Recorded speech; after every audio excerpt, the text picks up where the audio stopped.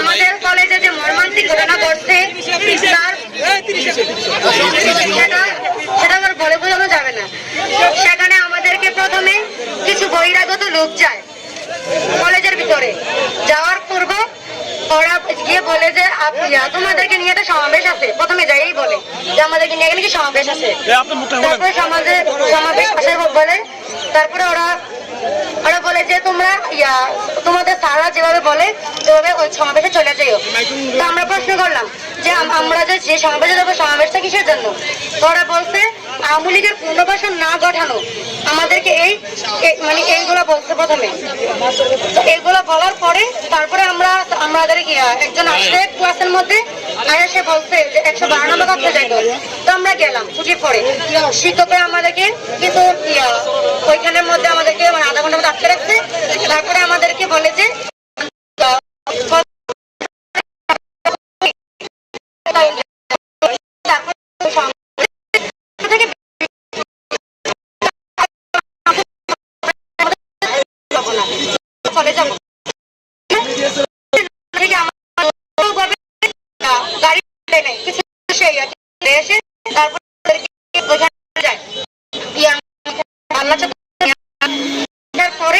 তারপরে এখানে আসা দেখে কি আমাদেরকে বলছে